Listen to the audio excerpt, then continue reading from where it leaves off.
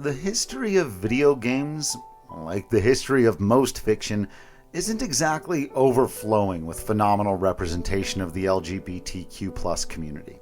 In some ways, Final Fantasy has been an exception to this rule, but not enough.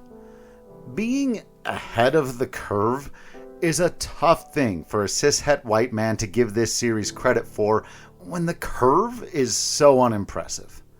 That said, it is our tendency at Everything is Final Fantasy to focus on the inspirational and aspirational elements of this series, which has given us quite a colorful cast of characters over its 30-year history. So let's celebrate those who do exemplify the diversity of gender.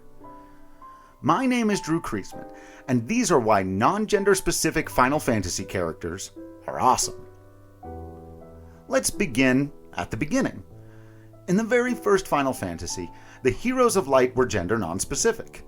This was mostly a mechanic to allow for player freedom, but the fact is that, from the start, these characters were designed in such a way that anyone of any gender could see themselves in them. The player can give them traditionally masculine, feminine, or gender-neutral names.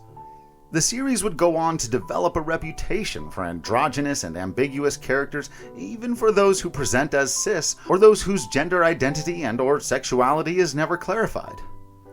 In Final Fantasy III, Princess Sarah has romantic feelings for the lead character, so if you give that character a feminine name, that can be the first instance in the series of a same-sex romance. The 11th and 14th entries give the player choice to make the hero whatever they want, and even to find love in-world with whomever they want. These games did catch fair criticism for falling into a long-standing fantasy trap of gender and/or race-locking classes and abilities, but the team at Square Enix responded by making encouraging and, when it comes to the male Viera, pretty sexy changes. This Pride Month, we will highlight several individual characters, but an essential theme worth noting is that of found family. Something I have only personally been able to understand through listening and observing. But it seems remarkably common in the LGBTQ+ community to have a story of seeking and hopefully finding a group of fellow travelers who can help you face the world and become the best version of yourself.